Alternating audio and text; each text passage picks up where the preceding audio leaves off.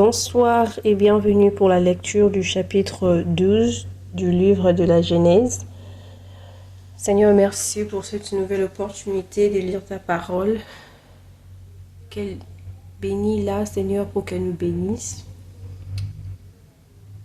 Bénis plutôt cette lecture afin que nous soyons bénis par ta parole, afin que nous puissions comprendre et aussi que nous puissions la garder et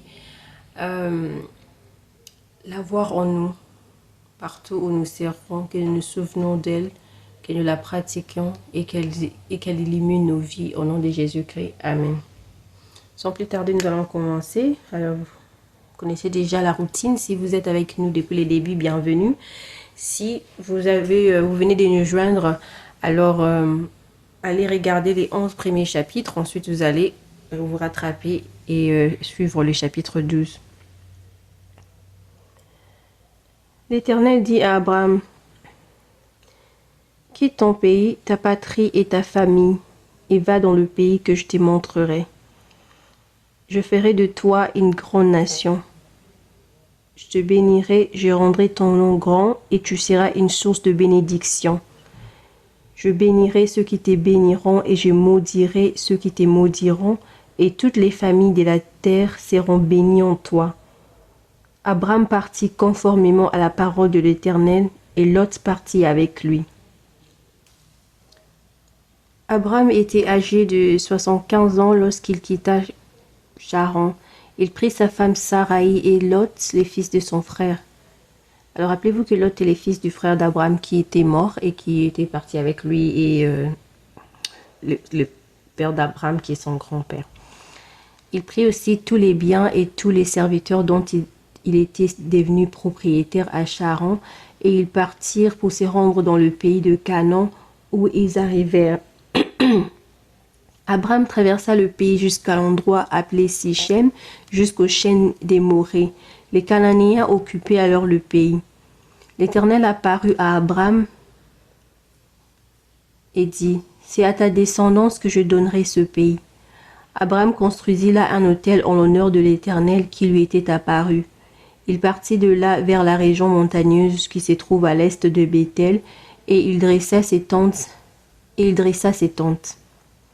Béthel était à l'ouest et Haï à l'est. Là, il construisit un autel en l'honneur de l'Éternel et fit appel au nom de l'Éternel. Puis Abraham continua par étapes en direction de Négev. Il y eut une famille dans le pays et Abraham descendit en Égypte pour y séjourner, car la famine pesait lourdement sur le pays. Comme il était sur le point d'entrer en Égypte, il dit à sa femme Saraï, « Écoute-moi, je sais que tu es une belle femme. Quand les Égyptiens te verront, ils diront, c'est sa femme, et ils me tueront. Tandis que toi, plutôt, ils te laisseront en vie. Présente-toi donc comme ma sœur, afin que je sois bien traitée à cause de toi, et que je reste en vie grâce à toi. » Lorsque Abraham fut arrivé en Égypte, les Égyptiens virent que la femme était très belle. Les intendants du Pharaon la virent et la vantèrent au Pharaon, si bien que la femme fut emmenée chez les Pharaons. Il traita bien Abraham à cause d'elle, et Abraham reçut des brebis, des bœufs, des ânes, des serviteurs et des servantes, des ânesses et des chameaux. Cependant l'Éternel frappa le Pharaon et sa famille de grands fléaux à cause de Saraï, la femme d'Abraham. Alors le Pharaon appela Abraham et dit, « Qu'est-ce que tu m'as fait? Pourquoi ne m'as-tu pas informé que c'est ta femme? Pourquoi as-tu prétendu que c'était ta sœur? De ce fait, je l'ai prise pour femme. Voici maintenant ta femme, prends-la et va-t'en. » Et le Pharaon donna l'ordre à ses gens de les renvoyer, lui et sa femme, avec tout ce qui lui appartenait. Voilà. C'était un court chapitre plutôt. Et voilà, nous voyons que Abraham, Dieu l'appelle à quitter le pays où il est allé séjourner avec son père, et pour qu'il lui envoie dans un pays étranger, et il obéit à Dieu. Et c'est une leçon à suivre, un exemple à suivre de la vie d'Abraham.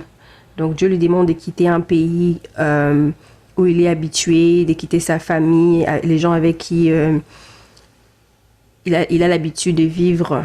Donc, d'aller dans un pays où il est entouré par des étrangers. Bien sûr, il a sa femme et son neveu Lot, mais pour la plupart du temps, ce sont des étrangers autour de lui. Et une autre leçon, c'est que vous voyez bien que là, Abraham ment sur sa femme. Au fait, en réalité, Sarai était aussi sa demi-sœur. Plus tard, on va voir ça. Je sais pas, je vais chercher le verset où ça dit ça. Mais quelque part, on va voir que Sarai, c'était sa demi-sœur. Donc, c'était sa sœur pour de vrai. Parce qu'ils avaient le même père, seulement différentes mères. Et à l'époque, comme les mariages se faisaient entre les membres des familles, puisque... Bon. Avant que Dieu n'interdise le mariage...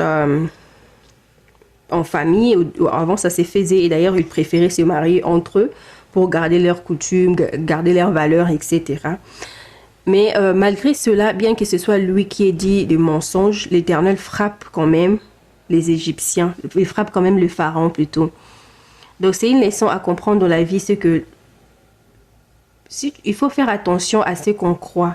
Parce que si tu crois aux mensonges, même si toi tu avais cru parce que quelqu'un te l'a raconté, si ce n'est pas vrai, les conséquences du mal que ce mensonge peut engendrer peut même te toucher. Vous voyez, parce qu'Abraham ment sur sa femme, il dit que c'est sa sœur. Alors le pharaon voit que c'est une très belle femme, on est venu la vanter chez lui, alors il préfère prendre cette femme-là. Et comme prendre la femme d'autrui est un péché et mauvais devant Dieu, même quand tu le fais avec ignorance, Dieu te frappe quand même.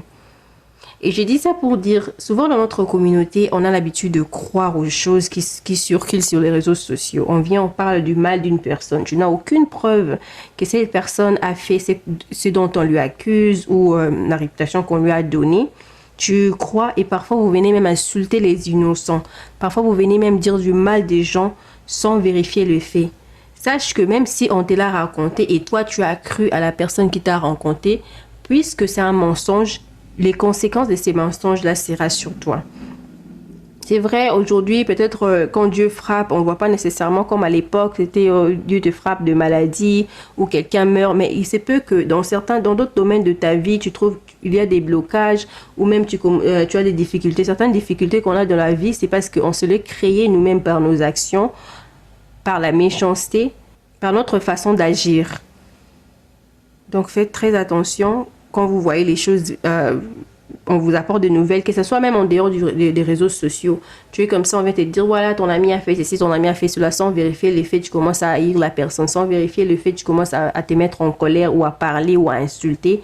Si se trouve que ce sont des mensonges, tu n'es pas épargné des conséquences. Voilà, c'était là le chapitre 12 et on se retrouve pour le prochain chapitre. Bye, que Dieu vous bénisse.